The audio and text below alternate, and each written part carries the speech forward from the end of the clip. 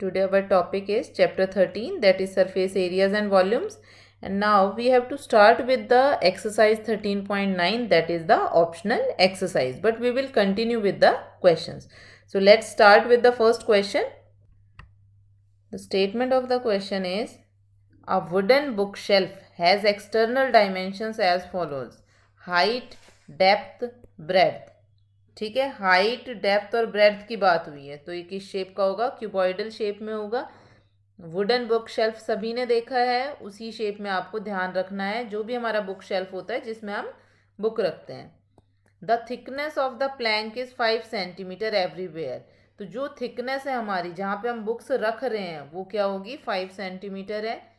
The external faces are to be polished. जो बाहर की साइड के फेस हैं वो पॉलिश करने हैं। And the inner faces are to be painted. और जो इनर हमारे फेस है उनको क्या करना है? पेंट करना है। If the rate of polishing is 20 पैसे पर centimetre square and rate of painting is 10 पैसे पर सेंटीमीटर स्क्वायर। देखो सेंटीमीटर स्क्वायर है तो मतलब एरिया आएगा। Find the total expenses required for polishing the end painting the surface of the book shelf. तो एक सॉर्ट ऑफ फिगर भी इसमें दे रखी है आपको बुक में। उस फिगर के अकॉर्डिंगली हमें पता चलेगा इनर और आउटर उसका शेप कैसी है, फेसेस कैसे हैं। सो this is sort of figure जो हमें क्वेश्चन में गिवन है। अब इसमें देखो आपको क्या क्या बोला है, ये सारी डायमेंशंस मैंने लिख दी हैं। अब स्टार्ट करते हैं क्वेश्चन वाले पार्ट से। तो सबसे पहले हमें दिख रहा है फिगर में कि जो लेंथ और हाइट है वो सभी ओपन पोर्शंस की सेम है। ये आपके ओपन पोर्शंस हैं जहाँ पे आपको बुक्स रखनी है। ये आपकी शेल्फ बन गई है एक तरह से। तो यहाँ पे हमें बुक्स रखनी है, तो ये लिख देते हैं यहाँ पे सबसे पहले, from figure length and height of all open portions are same. ठीक है, सेम है तो उनको लेट कर लेते हैं कुछ। लेट लेंथ, जैसे कि मैंने मेंशन भी किया हुआ है, एल लिया है मैंने, of open portion equals to L, and height will be, हमने क्या ले ली? एच ले ली। ठीक है, क्लियर यहाँ तक? अब total height of the book shelf कितना होगा? जो हमारे पास ये 3 शेल्फ हैं इनकी हाइट प्लस हमारे पास क्या होगी? ये जो मार्जिन है, first margin, second margin, third margin और फोर्थ मार्जिन, ये चारों पांचों चीज़ें ऐड होंगी तो हमारे पास क्या आएगा? Height of the book shelf. लिखते हैं ये चीज़। Now height of book shelf, steps important है, कैलकुलेशन ईजी है। Book shelf equals to 3 into height of open portion plus 4 into thickness of the plank. जो हमारे पास ये थिकनेस वाला एरिया बचा, स्पेस बचा, वो हाइट टोटल दे रखी है 110। यहाँ से आया 3 into H plus 4 into thickness दे रखी है हमारे पास 5। तो 110 equals to 3h plus 20। This implies h will be 90/3, that is 30 centimetre. तो हमारे पास जो ओपन पोर्शन था उसकी हाइट हमने फाइंड आउट कर ली टोटल हाइट से, तो वो आया हमारे पास 30 सेंटीमीटर। फिर लेंथ की भी बात करनी है, लेंथ नहीं पता, एंड लेंथ कितनी आएगी हमारे पास? Length of book shelf equals to length of open portion plus open portion plus, अब आप खुद देखो लेंथ में, देखो ये लेंथ आ गई हमारे पास। अब ये थिकनेस और ये वाली थिकनेस, 2 साइड से थिकनेस ऐड करनी है, प्लस में 2 इंटू थिकनेस ऑफ प्लैंक। तो हमने क्या किया? प्लैंक की थिकनेस ऐड की। लेंथ टोटल दे रखी है 85, यहाँ से आया एल प्लस 2 इंटू 5, तो यहाँ से आ गया 85 minus 10 equals to L. This implies L equals to 75 centimetre. तो हमारा एल 75 आ गया, हाइट आ गई 30। अब हम एरिया निकाल सकते हैं पॉलिश के लिए। ठीक है, तो वो स्टार्ट करते हैं अब। Now area of book shelf to be polished, क्योंकि कुछ पोर्शन पॉलिश करना था, कुछ पेंटेड था। पॉलिश क्या करना है? TSA of external book shelf, जो हमारा एक्सटर्नल पार्ट आया है उसके TSA में से 3 into area of open portion, ये हमें क्या करना है, पॉलिश करना है। क्योंकि आप फिगर में देख सकते हो पॉलिशिंग क्या होगी, आउटर वाले पार्ट में होगी सारे, जो इनर पार्ट है उसको छोड़ के बाकी सब में होगी। तो अगर मैं ये 3 ब्लॉक हटा दूं टोटल सरफेस एरिया में से, तो वो सारा एरिया हमारे पास क्या होना है, पॉलिश होना है। तो इसलिए हमने क्या लिखा, area to be polished equals to TSA of external book shelf -3 into area of open portion. अब जो ओपन पोर्शन है उसका एरिया क्या होगा, उसका एरिया होगा, क्योंकि वो एक रेक्टेंगुलर शेप में है, तो ये चीज़ लिख दूं मैं साइड में ताकि आपको ध्यान रहे। एक ब्लॉक बना के लिख देती हूँ, area of open portion equals to will be area of rectangle with L equals to 75 and B equals to 30।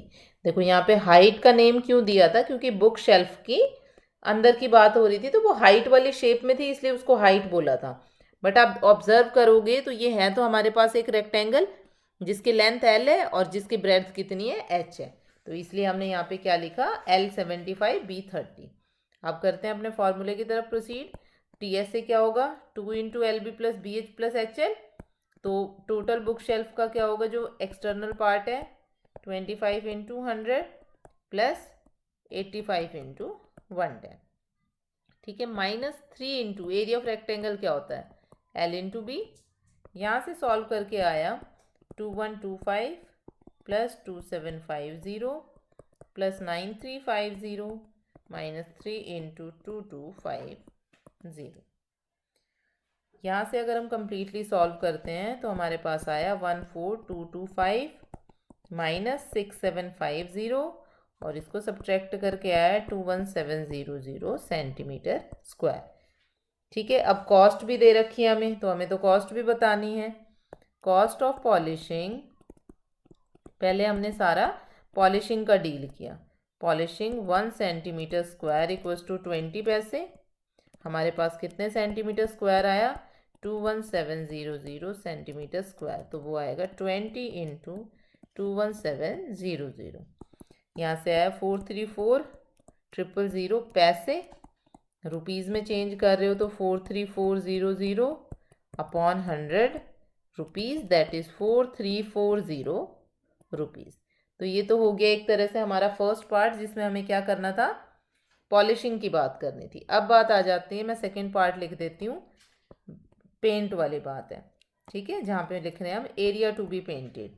So area to be painted equals to, अब पेंट कौन सा एरिया होगा, जो अंदर वाला एरिया था वही, तो यहाँ से आएगा, मैं नीचे की तरफ लिखती हूँ, 3 into TSA of internal shelf, ठीक है, minus area of open portion, open portion, वो हमें क्या करना है, पेंट करना है।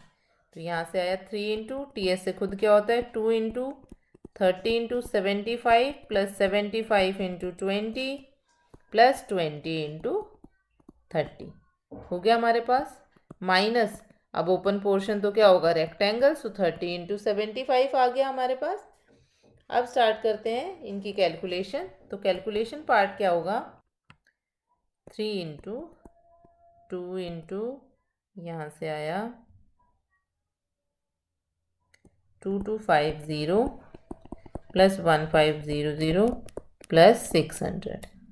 ठीक है, तो यहाँ से हमारा आया -2250,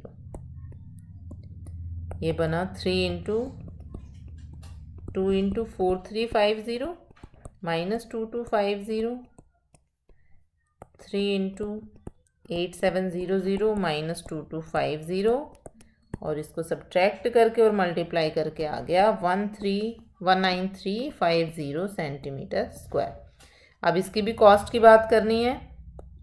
now cost of painting 1 metre square, हमें कितनी कॉस्ट दे रखी है 10 पैसे, और यहाँ पे हमारा कितना आया है cost of painting 19350 centimetre square equals to 19350 into 10। तो ये बना 193,500 पैसे, और रुपीज़ में चेंज करना है तो 193,500 अपॉन 100 रुपीज़, तो ये आया 1,935 रुपीज़। हमें लास्ट में टोटल कॉस्ट बतानी है, तो हम लिखेंगे लास्ट में टोटल एक्सपेंसेस या total cost equals to cost of polishing plus cost of painting. तो हमारे पास क्या आएगा, दोनों को ऐड करना है, that is 4340 plus 1935, that will be equals to 6275 rupees. So this is the final answer for the question. कम चांसेस हैं ये क्वेश्चन आने के, ज़्यादा चांसेस नहीं है, बट ये है जो क्वेश्चन के कंसेप्ट होते हैं उनके ऊपर बेस्ड कोई भी छोटे छोटे क्वेश्चन आ जाते हैं, इसलिए हम ऑप्शनल वाली एक्सरसाइज करते हैं।